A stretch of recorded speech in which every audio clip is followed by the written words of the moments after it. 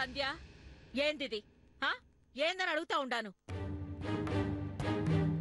గీ లొల్లేంది, గీ అరుపులు కేకలేంది ఇందాకటి నుంచి వింటా ఉండాను. ఆపుతారేమోనని చూస్తా ఉండాను. అసలు ఇది కొంపేనా? అత్తమ్మా, అసలేం జరిగిందంటే మీ అబ్బాయి కంటికి దెబ్బ తగిలిందండి. అది రుక్కు వల్ల తగిలింది. అలా ఎక్కడ పడితే అక్కడ కొడితే ఎలా? పిల్లల్ని మందలించొద్దా, కొట్టొద్దా, మంచి చెడు చెప్పొద్దా అని అన్నానండి. ఇంకే మాట అనలేదండి. దానికే నా మీద యుద్ధానికి వస్తుందండి. నువ్వు ఆడదానివి కాదు, వీధి మనిషివి, గాడిదివి, కుక్కవి అని ఇంకా ఇంకా ఏవేవో అంటుందండి. అయ్యో అయ్యో, ఏంటండి ఇది? దేవత లాంటి దుర్గమ్మ గారి ఇల్లు, మీరావిడ కోడలు, ఇలా అసహ్యంగా మాట్లాడొచ్చా అన్నానండి. అంతే, ఇలా కొట్టడానికి వచ్చేస్తున్నారండి. మీరే చెప్పండి, నేను అలా అడగడం తప్పా అండి? తప్పైతే చెప్పండి, నేను ఆ సంధ్య గారి కాళ్ళు పట్టుకొని క్షమాపణలు అడుగుతానండి. చెప్పండి, సంధ్య గారి కాళ్ళు పట్టుకోనా అండి? అవసరం లేదు.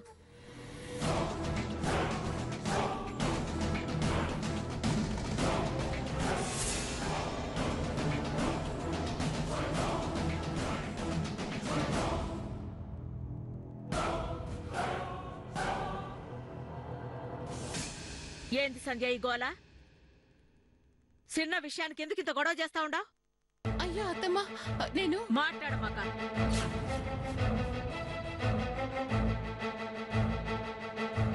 అసలు జరిగినదేంది, నువ్వు చెప్తున్నదేంది? భర్త కంటికి దెబ్బ తగిలితే గా బాధ పోయేదానికి ఏం చేయాలనో ఆలోచించాలా? భార్యగా గా పని చెయ్యాలా?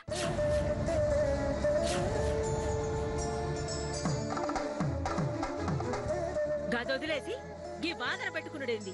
అత్తమ్మా, నేను చెప్పేది కాస్త వినండి. ఏంది వినేది? గీ ఇంటి కోడలుగా నువ్వొచ్చెన్నేళ్ళయింది, గీ పిల్ల వచ్చి ఎన్ని దినాలయింది? గసొంటిది గీ పిల్ల చేత చెప్పించుకునేంత దిగజారిపోయినావా? నా తప్పేం లేదత్తమ్మా.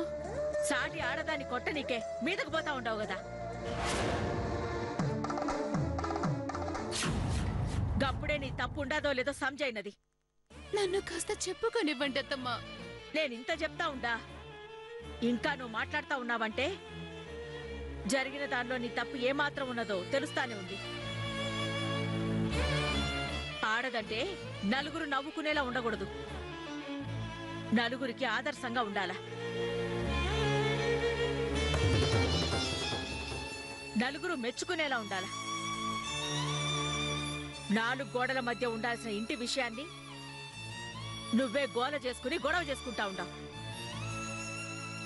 ఒక్కటి గుర్తుంచుకో సంధ్య, ఇంటి గుట్టుని నుదుటి బొట్టుని కాపాడుకున్నంత జాగ్రత్తగా కాపాడుకోవాలి ఆడది. గదే గా ఇంటికి శోభని, ఆడదానికి సౌభాగ్యాన్ని తెచ్చిపెడతది.